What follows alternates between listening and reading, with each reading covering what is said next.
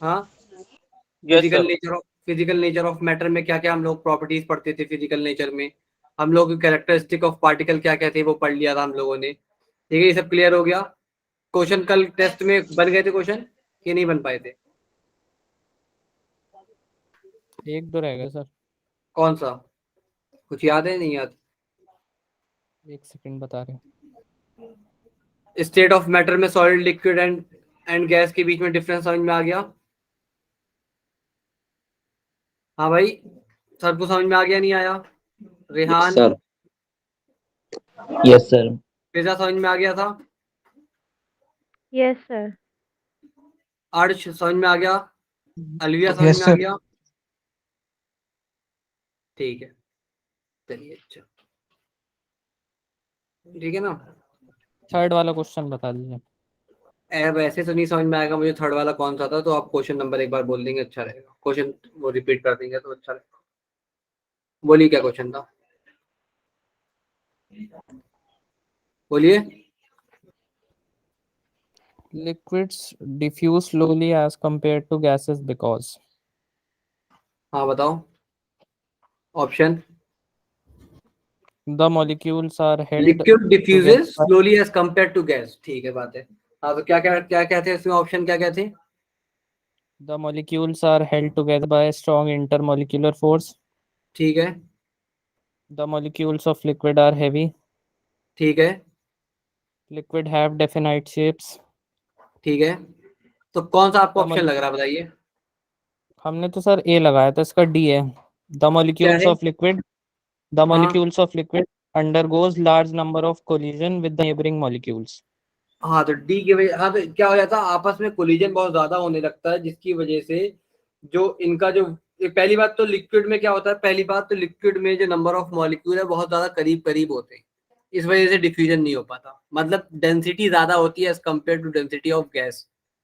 ठीक है ना, density of liquid is greater than density of gas, इसकी वजह से भी ये फ्लो नहीं हो पाता। ठीक है, और फिर दूसरी बात ये है कि इसमें जो मॉलिक्यूल्स होते हैं बहुत करीब करीब होते हैं जिसकी वजह से इनमें रैंडम रैंडम कोलिजन ज्यादा, कोलिजन समझ में आता है आप लोगों को, कोलिजन क्या होता है?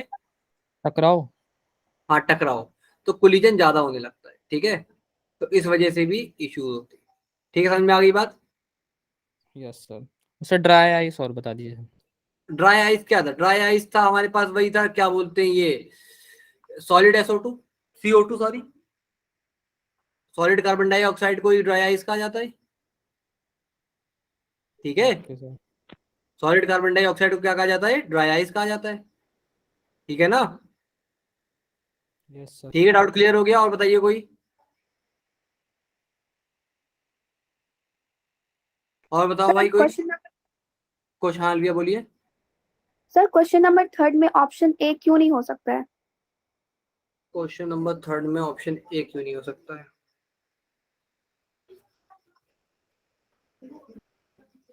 एक मिनट, वही वाला कोलिजन वाला क्वेश्चन है ना ये?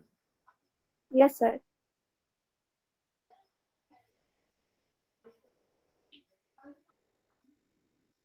एक मिनट,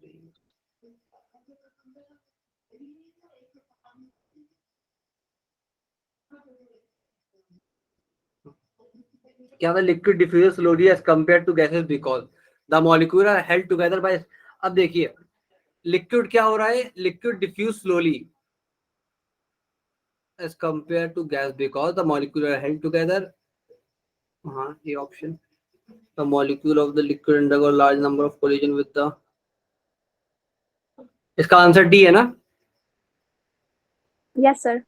यस सर। देखिए, अच्छा स्क्रीन पे कोई प्रॉब्लम नहीं है ना, लिख के आ रहा है ना? Yes sir.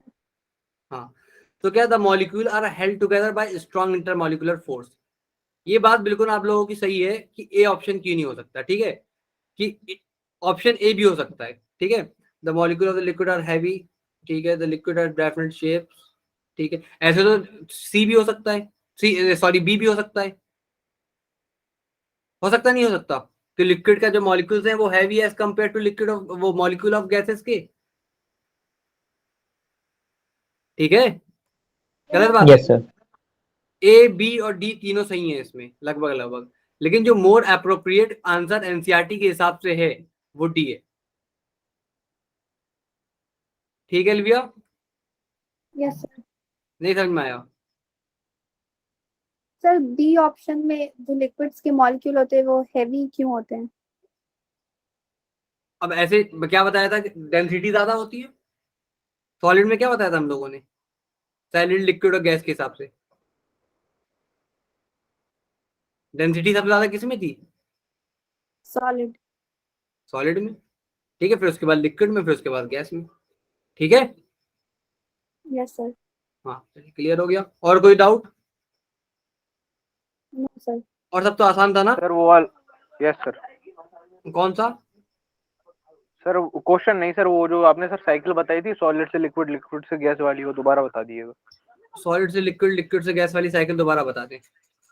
ठीक है, तो चलिए ठीक है, सही बात। Solid, liquid, gas. ठीक है, सॉलिड से हम लोग कहाँ आए, लिक्विड में आए, तो क्या हुआ बताइए? फ्यूजन। फ्यूजन। फ्यूजन हो गया। और अगर लिक्विड से सॉलिड में गए तो सॉलिडिफिकेशन। सर मेल्टिंग भी तो बोल सकते हैं। मेल्टिंग, मेल्टिंग वाटर के केस में बोलेंगे भाई फ्यूजन। ठीक है, मेल्टिंग किस कंडीशन में बोलेंगे, वाटर के केस में वाटर बोलेंगे। कंडीशन में। अब ऐसे तो मैं लिक्विड से गैस बना दूं तो बॉइलिंग बोल दोगे तुम तो, है ना भाई? तो लेकिन बॉइलिंग नहीं बोला जाता। ठीक है, और ऐसे, ठीक है। Yes sir. और गैस और अगर सॉलिड से लिक्विड से गैस बनेगी तो वेपराइजेशन। भाई किसका, ये किसका वो ऑन है, वो कर दिया। ठीक है। अगर क्या बोलते हैं, यहां से यहां गए तो सॉलिड, लिक्विड से गैस में गए तो वेपराइजेशन।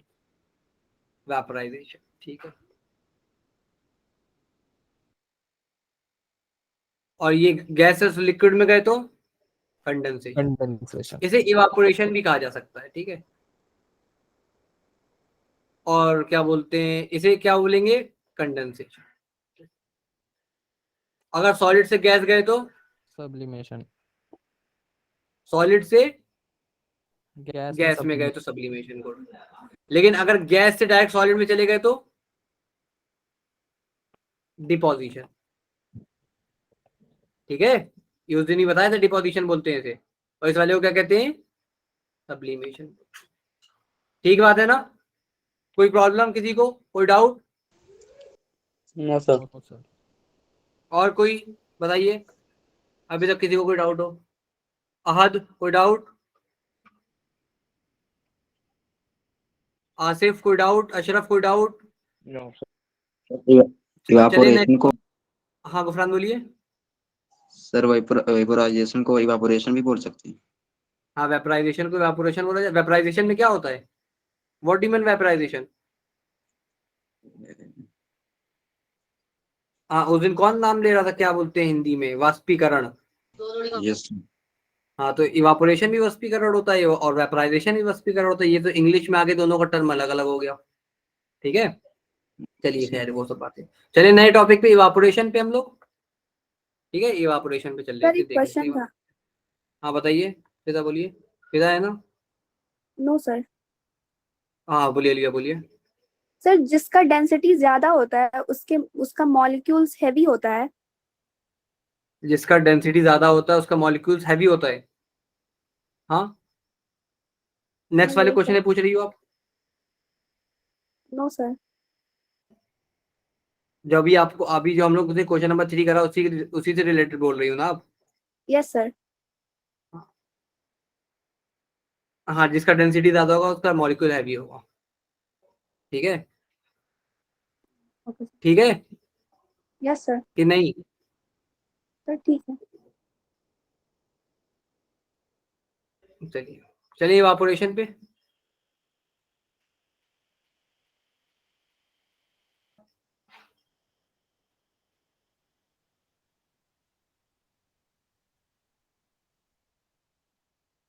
चलिए, तो इवापोरेशन में हम लोग क्या पढ़ते थे, इवापोरेशन होता क्या था एक्चुअली में। इवापोरेशन होता था कि हमारे पास जो लिक्विड वाटर या फिर लिक्विड जो हमारे पास जो लिक्विड स्टेट में मैटर है वो किस में कन्वर्ट हो जाए, गैस में। गैसियस स्टेट में कन्वर्ट हो जाए। ठीक है, जो लिक्विड स्टेट में हमारे पास है वो किस में कन्वर्ट हो जाए, गैसियस स्टेट में। तो कुछ ऐसे टॉपिक है हमारे पास कि क्या बोलते हैं, do we always need to heat और change pressure for changing the state of matter, can you quote some example from everyday life where change state of liquid to vapour. मतलब हम लोग कोई ऐसा लाइफ एग्जांपल बताइए, life का everyday life का example बताइए जहां पे लिक्विड जो है वेपर में कन्वर्ट हो रहा है, बताइए। तो हम लोग कपड़े वगैरह सुखाते हैं, गीले कपड़े वगैरह सुखाते हैं, तो ये सब क्या है, इन सब कंडीशन में इवापोरेशन ही तो हो रहा है। ठीक है, इन सब यस सर। कंडीशन में क्या हो रहा है, we know that particle of matter are always moving. क्या होता है, पार्टिकल ऑफ मैटर जो है वो क्या कर रहा है, ऑलवेज मूव कर रहा है। मैंने एक बोल बताया भी था कि ये मॉलिक्यूल, ये मूवमेंट किस तरीके का होता है, एक जिगजैग मूवमेंट होता है। कैसा होता है, एक जिगजैग मूवमेंट होता है। उस जिगजैग मूवमेंट को भी और क्या बोला जा सकता है, और क्या बोला जाता है, ब्राउनियन। ठीक है, ये वाली बात का मैंने आपको क्वेश्चन में भी दिया था। तो जो पार्टिकल है, पार्टिकल ऑफ मैटर जो है वो क्या कर रहे हैं, हर दिन क्या कर रहे हैं, हमेशा क्या कर रहे हैं, मूव कर रहे हैं एक जगह से दूसरी जगह। ठीक है, अपनी पोजीशन को चेंज करते रह रहे हैं।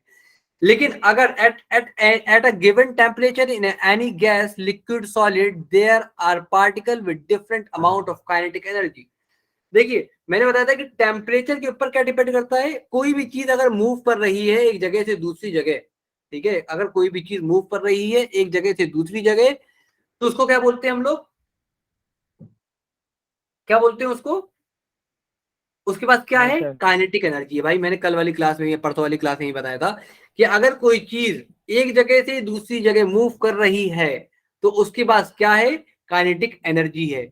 और अगर कोई चीज एक हाइट पर है तो उसके पास क्या है, पोटेंशियल एनर्जी। ठीक है, तो काइनेटिक एनर्जी कब इंक्रीज होती है, जैसे जैसे टेम्परेचर इंक्रीज करोगे आप, वैसे वैसे हर मॉलिक्यूल की एनर्जी इंक्रीज होती जाएगी। तो उसका मूवमेंट, उसका जो जो जो रेंडमनेस है, जो इधर उधर भागना है, रेंडमनेस, मूवमेंट का रेंडमनेस है वो बढ़ जाएगा, जिसकी वजह से जो अमाउंट ऑफ काइनेटिक एनर्जी है वो भी इंक्रीज कर जाएगी। ठीक है, ठीक है। तो हम लोग यहाँ ये देख रहे हैं कि in the case of liquid a small fraction of particle at surface having kinetic energy is able to break the force. मतलब ये जो, अगर हमारे पास पानी की ये जो सतह है, मतलब जो पानी की अपर लेयर है, ये पानी का जो अपर लेयर है हमारे पास, इसके पास जो काइनेटिक एनर्जी होती है ना, इसके सरफेस पे जो काइनेटिक एनर्जी हो, इसके सरफेस पे जो मॉलिक्यूल्स होते हैं, ठीक है, इसके सरफेस पे जो मॉलिक्यूल्स होते हैं वो क्या करते हैं, टेम्परेचर को एब्जॉर्ब कर लेते हैं, और उस टेम्परेचर की वजह से इनके मॉलिक्यूल्स में काइनेटिक एनर्जी आ जाती है, जिसकी वजह से फोर्स ऑफ अट्रैक्शन क्या हो जाता है, कम हो जाता है। यही तो बोल रहा है यहाँ पे, देखिए क्या बोल रहा है यहाँ पे कि in the case of a liquid a small fraction of a particle at the surface having the higher kinetic energy, मतलब जो सरफेस पे पार्टिकल हैं उनके पास काइनेटिक एनर्जी कैसी क्या हो जाएगी, ज्यादा हो जाएगी, जो कि is able to break away the force of attraction of the other particle. तो ये जो आपस में इनके पास जो इनके पास आपस में जो इन्हें पकड़ के रखा था, अभी तक वाटर बना के रखा था, अभी क्या होने लगेंगे, हवा में आने लगेंगे ये मॉलिक्यूल, और क्या होना शुरू हो जाएगा, वेपराइजेशन होना शुरू हो जाएगा। समझ में आ गई बात, आ गई आप लोगों को, समझ में नहीं आई, अरे भाई बोलोगे नहीं बोलोगे, नो सर। गुफरान समझ में नहीं आई नहीं आई बात समझ में, नो सर। ठीक है दोबारा बताते हैं, सही बात, ठीक है। क्या कह अभी आप ये बात मान रहे हो कि अगर सपोज मैं कह रहा हूँ कि पानी के इसके पास ये रहे, ये आप पानी है, इसके पास कुछ काइनेटिक एनर्जी है, मान रहे हो ये बात, नहीं मान रहे हो, यस सर। वाटर मॉलिक्यूल के पास कुछ काइनेटिक एनर्जी है, इसके ऊपर हीट पड़ी, सपोज इसके ऊपर धूप पड़ रही है, ठीक है, सपोज इसके ऊपर हीट पड़ रही है, तो ये पानी, जो ये पानी है ये हीट अब्सॉर्ब कर रहा है,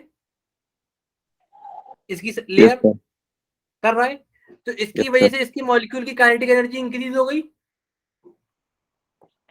अरे भाई इंक्रीज हुई नहीं हुई? Yes sir.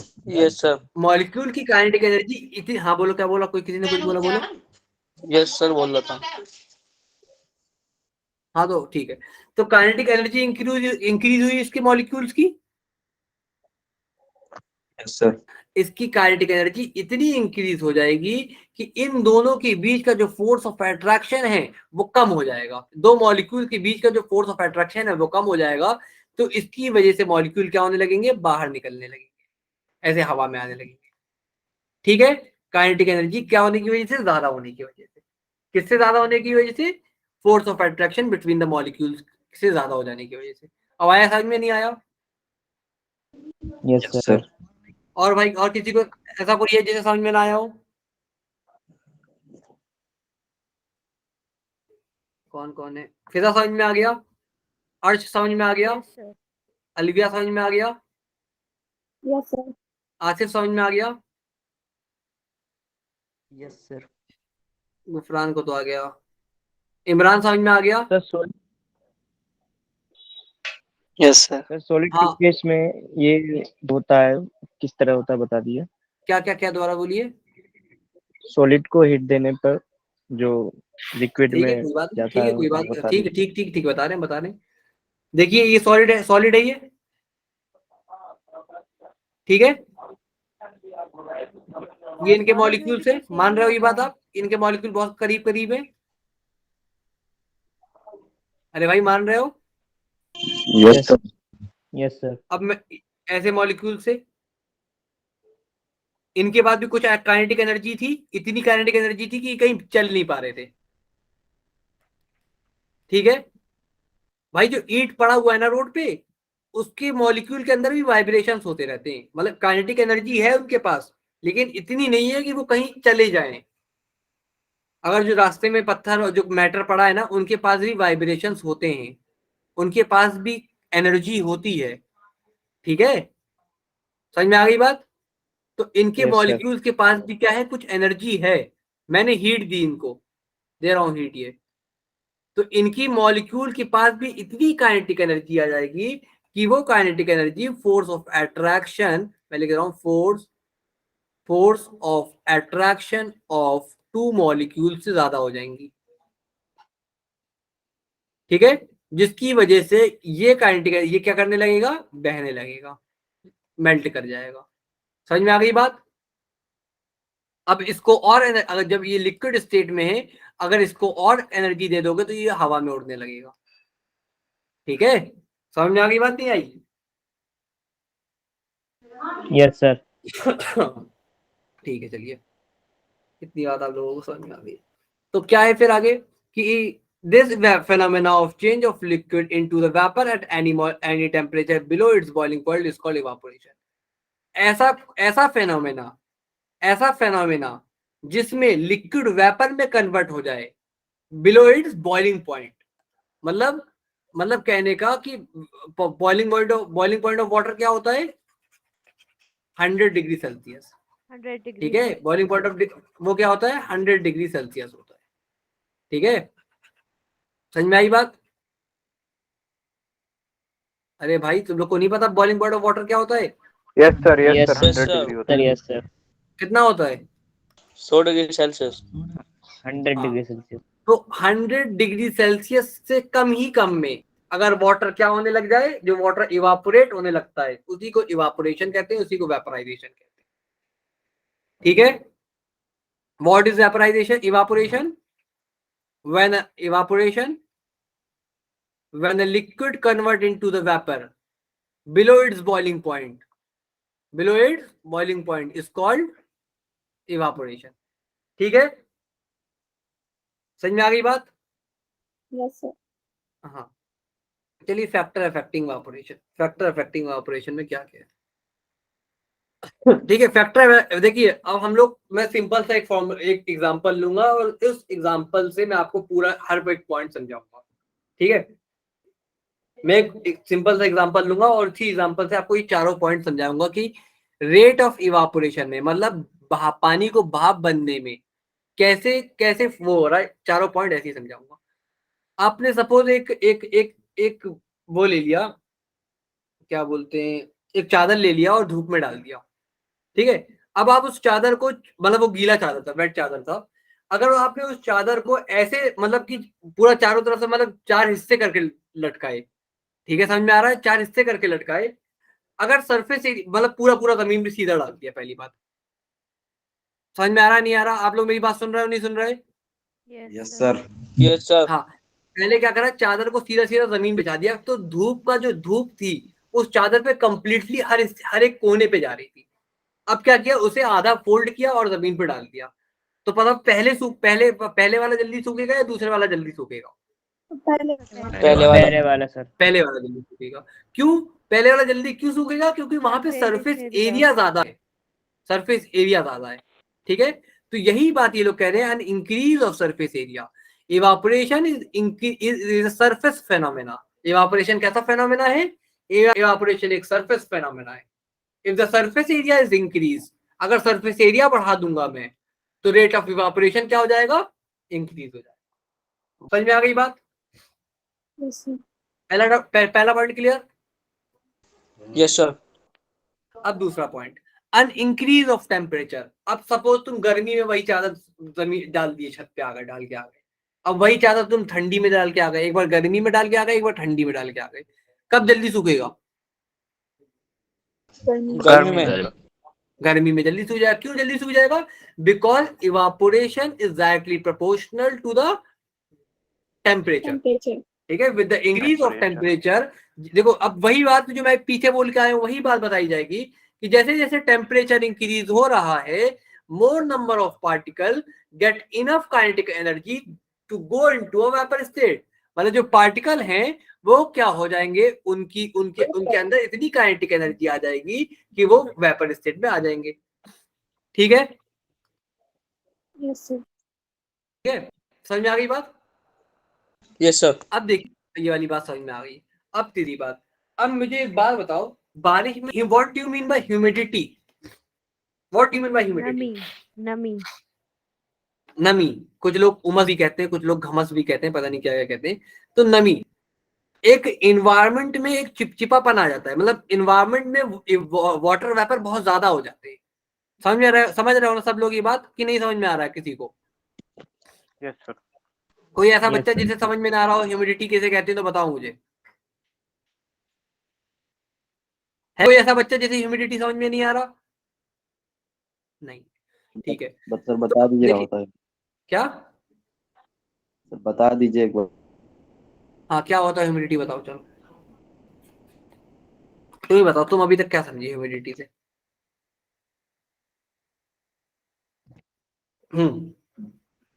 हमको फौरन बताओ ह्यूमिडिटी क्या होती है? सर वही तो मैं आपसे कह रहा हूँ, सर बता दीजिए, मालूम नहीं है। अच्छा, उमस जानते हो? यस नमी सर। जानते हो? नमी यस सर। क्या होती है? नमी, उमस नमी। हाँ बताओ क्या होती है उमस नमी?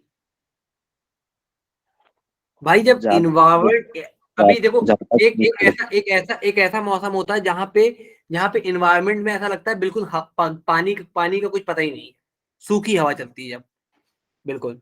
और एक ऐसी वक्त आ जाता है जहाँ पे ऐसा लगता है इन्वायरमेंट बहुत ज्यादा गीला है, हर जगह चिपचिप ऐसा लगने लगता है, ठीक है। सर ठीक है? हिंदी में इसे ह्यूमिडिटी को आर्द्रता बोलते हैं। आर्द्रता बोलते हैं। हाँ हाँ सर, जो एनसीईआरटी में है। अरे भाई ये माफ करो, ऐसा ना करवाओ, ठीक है। तो ठीक है, यही तो। तो आर्द्रता जो है वो बढ़ जाती है, ठीक है।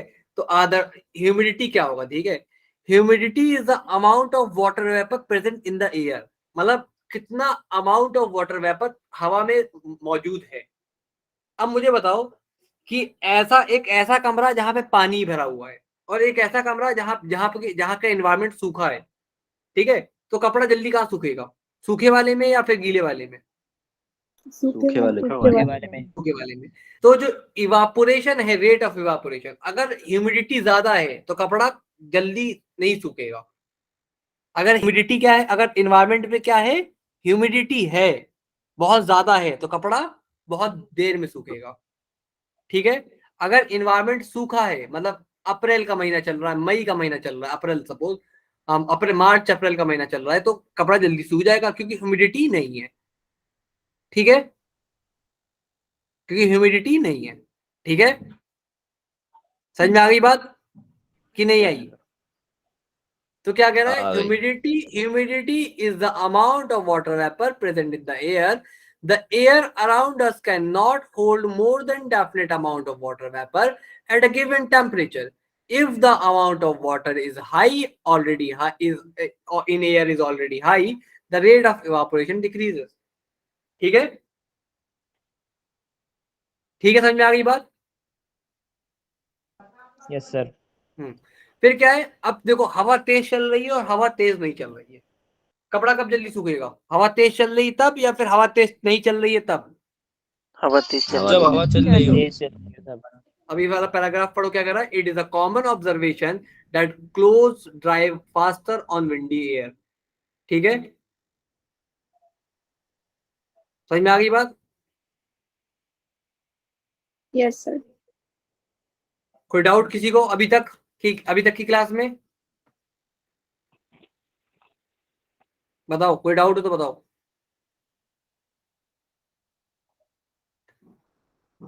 बताओ, how does evaporation cause cooling? अभी तक कोई डाउट है? नहीं है ना? चलिए नेक्स्ट टॉपिक पे. तो in a open vessels the liquid keep on evaporating. अगर कोई ऐसा जैसे बॉटल खोल के रख दिया आपने, ठीक है. अब अच्छा एक बात और मैं आज बता दे रहा हूँ आप लोगों को, दो कंपाउंड होते हैं, वोलेटाइल सॉल्यूशन और नॉन वोलेटाइल सॉल्यूशन. वोलेटाइल और नॉन वोलेटाइल, और मैं आपको सिंपल टर्म में समझा दे रहा हूँ. वोलेटाइल वो होते हैं जो उड़ जाते हैं, जैसे पेट्रोल,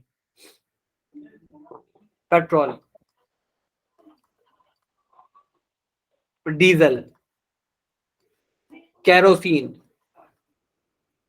ठीक है. नॉन वोलेटाइल ऑयल हो गया अपना, ठीक है, अपना वाटर हो गया. ये सब मतलब ये सब क्या है? अब भाई कुछ बच्चों को तो पता ही होगा कि कुछ कंपाउंड ऐसे कंपाउंड होते हैं कि हम खोल के रख दे बस तो 1 घंटे में गायब हो जाएगा 1 लीटर पूरा. ठीक है, ठीक है भैया, नहीं ठीक है? Yes sir. Yes sir. Yes sir. अरे भाई कोई ऐसा कोई बच्चा है जिसे डाउट हो, ना समझ में आ रहा हो तो बता दो अभी.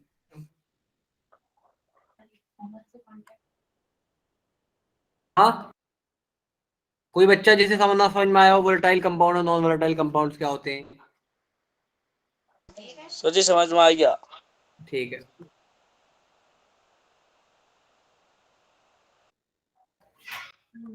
ठीक है, समझ में चलो ठीक है. तो अब क्या है, how does evaporation cause cooling? In open vessels the liquid keep on evaporating.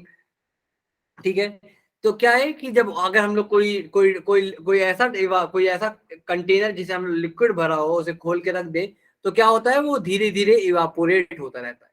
The particle of the liquid absorb energy from the surrounding. वही मैं बताया कि जो डिब्बा है इसके अंदर मैं वाटर भर के गया था कुछ दिन पहले, तो इसने क्या किया, इसने सराउंडिंग से एनर्जी को एब्जॉर्ब करता रहा और एब्जॉर्ब करके क्या होता रहा, इवापोरेट होता रहा. ठीक है, तो this result in the absorption of energy from the surrounding make the surrounding cold. जब ये क्या करता है, ये एनर्जी सराउंडिंग से क्या करता है, energy. What do you mean by energy here? देखो एनर्जी एक तरीके की हीट ही है. आपने क्लास 10th के इलेक्ट्रिसिटी वाले चैप्टर में पढ़ा भी होगा, इलेक्ट्रिसिटी वाले चैप्टर में, कि वहां पे जो एनर्जी लॉस हो रही है, पढ़ा है ना, एनर्जी लॉस हो रही है, किस फॉर्म में लॉस हो रही है? हीट के फॉर्म में लॉस हो रही है ना. Yes sir. वहां पे H is equal to I square R T लगा निकाला होगा, is equal to power into time. याद है किसी बच्चे को? फिजा याद है? अलविया याद है? Yes sir. हाँ, यस सर। तो एनर्जी जो एनवायरनमेंट में जो हमारे सराउंडिंग में एनर्जी है वो एक्चुअली में हीट है. हीट को ही हम एनर्जी बोलते हैं. ठीक है, समझ में आ गई बात?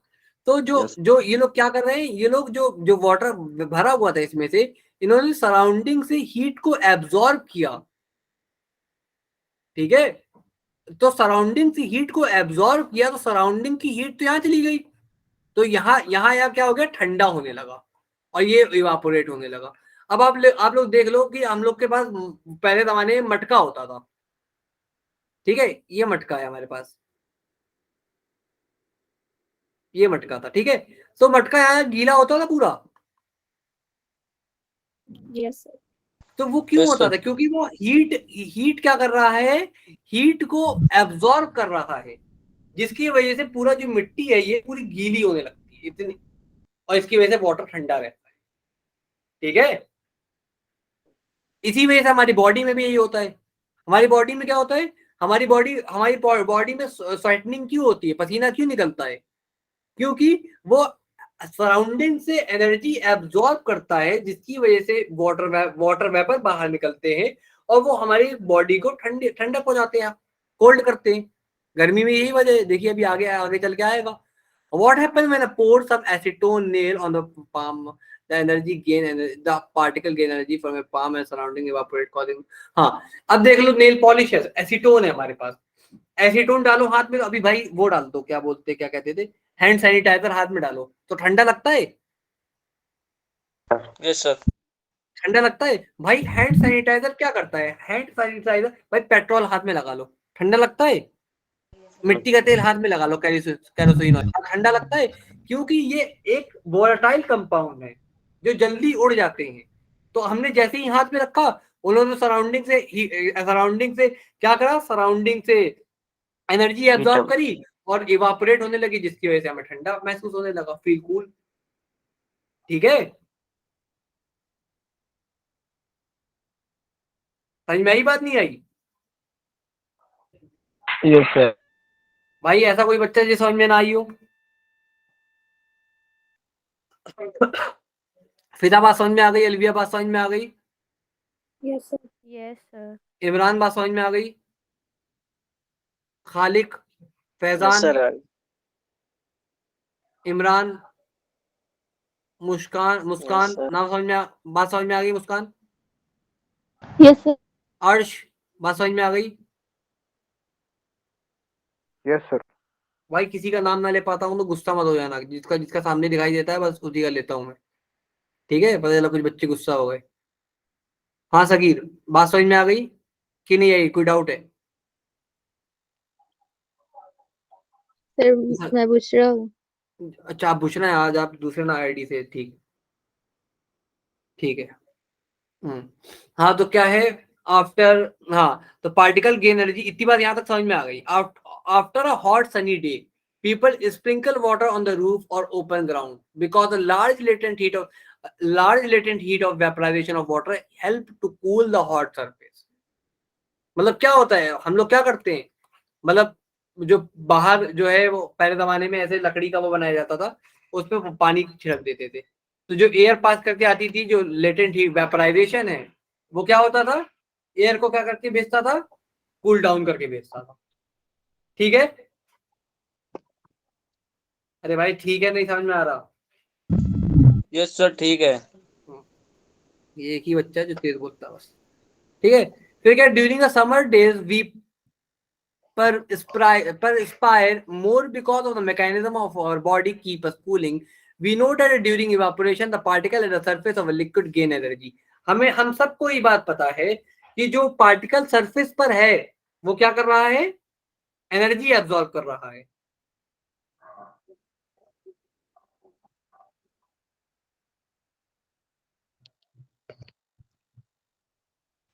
ठीक है। Yes Yes, sir. Yes sir ठीक है। बात समझ में आ रही नहीं आ रही? सबको पता है ना, जो एनर्जी जो पार्टिकल सरफेस पर है वो क्या कर रहे हैं, एनर्जी एब्जॉर्ब कर रहे हैं। वो एनर्जी कहाँ से आ रही है, सराउंड, वो पार्टिकल एनर्जी एब्जॉर्ब करके क्या हो रहे हैं, चेंज इनटू वेपर में कन्वर्ट हो जा रहे हैं, ठीक है। Yes sir. तो वो हीट एनर्जी जो हम लोग एब्जॉर्ब कर रहे हैं वो क्या है, the heat energy equal to the latent heat of vaporisation is absorb from the body leaving the body cool. जो हीट एनर्जी उसने एब्जॉर्ब करी, ठीक है, सराउंडिंग से, वो लेटेंट हीट ऑफ वेपराइजेशन के बराबर है। मतलब हमारी बॉडी गर्म थी, ठीक है, हमारी बॉडी गर्म थी, बिल्कुल वार्म थी, ठीक है। इसके ऊपर पार्टिकल थे वाटर के, वाटर के पार्टिकल निकले हुए थे, पसीना आया हुआ था, ठीक है, इन्होंने सराउंडिंग से एनर्जी एब्जॉर्ब करी जो कि लेटेंट हीट ऑफ वेपराइजेशन के बराबर थी और लेकर के इवापोरेट हो गए। तो क्या हुआ, बॉडी कूल डाउन हो गई, वो हीट जो हमारी बॉडी से निकली वो निकल गई with the help of evaporation या फिर with the help of excel out of water, मतलब पानी बाहर निकल जाने की वजह से बॉडी से वो एनर्जी साथ में निकल गई। तो हमें कैसा लगने लगा, ठंडा लगने लगा, ठीक है। Yes, sir. नहीं समझ में आया किसी को, किसी को समझ में नहीं आया, दोबारा समझाइए। दोबारा समझा दें। देखिए सपोज ये हमारी बॉडी थी, ठीक है, इसके ऊपर पसीना हुआ, ये पूरा स्वेट है, ठीक है, इसने क्या किया, सराउंडिंग से हीट एब्जॉर्ब किया, ठीक है। जो हीट क्या है, the heat energy equal to the latent heat of vaporisation, ठीक है, from the body leaving the body cool. क्या किया इसने, इन्वायरमेंट से हीट एब्जॉर्ब नहीं करी अभी, ठीक है। इसमें ये था, ये बॉडी थी, पानी निकला था, ठीक है। अरे भाई कोई कुछ तो बोलो, यस सर। ठीक है, ये बॉडी थी, इसने हीट एब्जॉर्ब करी, पानी ने हीट एब्जॉर्ब करी latent heat of vaporisation body से, ठीक है। पानी निकलता जा रहा है, जितनी ज्यादा बॉडी गर्म होगी उतना ज्यादा पसीना होगा। क्यों होगा वो पसीना, Yes, sir. क्योंकि वो पसीना क्या करता रहेगा, हीट एब्जॉर्ब करता रहेगा अंदर के बॉडी के अंदर की, ठीक है। Yes, sir. मैं अगली Yes, बार sir. अभी भी नहीं आई, हाँ आ गई बात समझ में, Yes, sir. Yes sir. नहीं आई, बहुत मुझे ऐसा लग रहा है आवाज में ताकत ही नहीं है किसी की, ऐसा लग रहा है, आ गई नहीं आई। Yes, sir. अब अलविया बोलिए क्या बोल रही थी आप। सर समझ में आ गया। आ गया, ठीक है, अच्छा चलो। तो इसी वजह से हम लोग कहते हैं कि गर्मी में क्या पहनना चाहिए, कॉटन पहनना चाहिए, क्योंकि कॉटन क्या होता है, एक अच्छा एब्जॉर्बर होता है और पानी को एब्जॉर्ब करता रहेगा वो ये बॉडी पर से पानी एब्जॉर्ब होता रहेगा, तो वो और पानी निकलता रहेगा तो हीट निकलती रहेगी, ठीक है। और help in absorbing sweat and exposing it to the atmosphere for easy evaporation, ठीक है, समझ में आ गई बात। फिर इसके बाद चलते हैं, why do we see water droplet on the outer surface of glass containing ice cold water. मैंने ये लिया, इसके अंदर बर्फ भर दिया, लो बर्फ भर दिया, ठीक है। तो यहाँ देखोगे आप वाटर ड्रॉपलेट पड़ जाते हैं, भाई किसी मेहमान को ले जाके दो पानी ठंडा, फिर देखो क्या होता है, साइड साइड पानी भर जाता है, ठीक है। तो ऐसा क्यों हुआ, ठीक है, तो ऐसा क्यों हुआ, अब हाँ हीट एब्जॉर्ब की सराउंडिंग। हाँ, मतलब जो हमारा अभी भाई अंदर ठंडा है, अंदर ठंडा है, बाहर गर्म है, तो जो बाहर जो क्या कह रहे हैं, the water vapour present in the air on coming in contact with the cold glass loses energy, यहाँ पे आके टच हुए और एनर्जी लॉस कर दी and convert into liquid state, ठीक है। समझ में आ गई बात। Yes, sir. कोई डाउट अभी तक इस चैप्टर में, बताओ बताओ, कोई डाउट। अच्छा वो वाला क्वेश्चन सबसे हो गया था कि सब्लिमेशन में कौन कौन सब्लिमेशन नहीं करता इन सब में से। Sodium chloride. हाँ सोडियम क्लोराइड, ठीक है, बताइए और कोई डाउट। Yes sir. हाँ बताइए क्या डाउट है। सर डेंसिटी को डिफाइन कर दीजिए फिर से। डेंसिटी को फिर से डिफाइन कर दें, एक क्वेश्चन आया भी था, what is density. Density is the ratio of mass and volume. हुआ था। Density is the ratio of mass and volume. भाई डेंसिटी क्या होती है, मास अपॉन वॉल्यूम। तो मास अपॉन वॉल्यूम क्या है, रेशियो है, ठीक है, समझ में आ गई बात। Yes sir. और कोई डाउट किसी बच्चे को।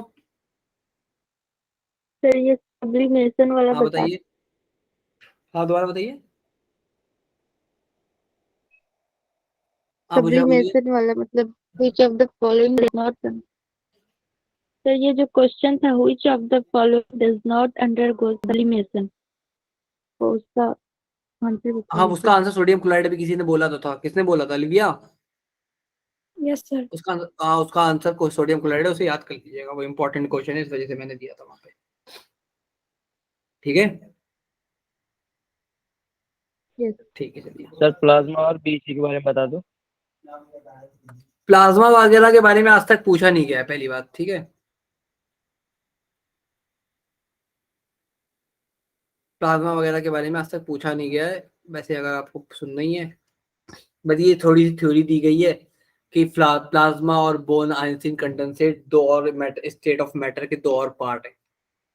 ठीक है, state consist of a super energetic और सुपर एक्साइटेड पार्टिकल। प्लाज्मा क्या है? एक सुपर एक्साइटेड और सुपर एनर्जेटिक पार्टिकल स्टेट है।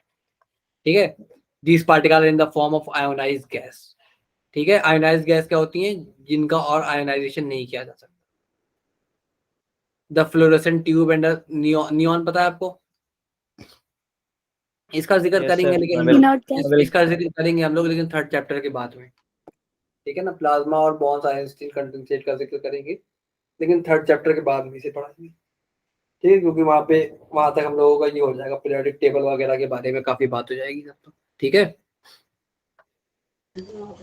छूटेगा Yes, नहीं, sir. कुछ परेशान मत होइए, सब सिलेबस कंप्लीट हो जाएगा उसको। ठीक है ठीक है, बस एंड कर रहे हैं आज की क्लास का, फिर नेक्स्ट क्लास से नया टॉपिक शुरू करेंगे, नया चैप्टर, नया सर वो चैप्टर। बता सर सेल्सियस और केल्विन में वो बता दीजिए, वो बोले थे आप। सर वो बता दो फ़ारेनहाइट में डिग्री सेंटीग्रेड को कैसे कन्वर्ट करें। Yes sir. हाँ ठीक,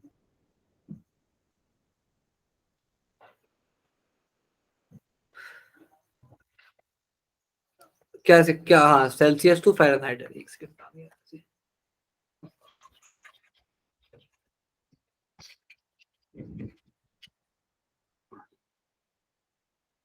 क्या था? फ़ारेनहाइट इज इक्वल टू क्या होता था? Degree Celsius into 9/5 plus 32। ठीक है, लिख लो इसे। और एक फॉर्मूला ये था कि अगर आपको क्या निकालना है, डिग्री सेल्सियस निकालना है, तो फ़ारेनहाइट -32, यही उल्टा हो जाएगा यहाँ पे, ये प्लस में इधर माइनस में, ये और क्या हो जाएगा 5/9। ठीक है, समझ में आ गई बात? Yes sir. Yes, sir. एक और बताना था, केल्विन टू सेल्सियस है ना, केल्विन टू सेल्सियस में क्या होता है? हाँ बताइए, कौन कौन क्या बोलना चाह रहा, बताइए।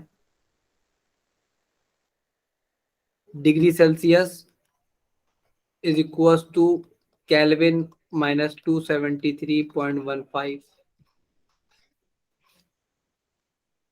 ठीक है, समझ में आ गई बात? Yes sir. यस चलिए सर। ठीक है, इसके ऊपर क्वेश्चन कर लीजिएगा, फिर इसके ऊपर क्वेश्चन और कराएंगे बाद में। ठीक है ठीक है, एंड कर रहे हैं आज की क्लास का यहाँ Yes, पे। sir. ठीक है चलिए, यस अल्लाह सर। हाफिज़। अस्सलाम वालेकुम सर। सर नोट सेंड कर दीजिएगा। नोट्स कुछ था नहीं बुरा, क्या बोलते नोट्स क्या क्या था, हम लोगों ने इसी से पढ़ाया था। फिर ठीक है, एक पीपीटी है मेरे पास, वो सेंड कर दूंगा थोड़ी देर में बना के उसे। ठीक है ओके यस सर। सर। ठीक है, अल्लाह हाफिज़। अस्सलाम वालेकुम सर। अस्सलाम वालेकुम सर।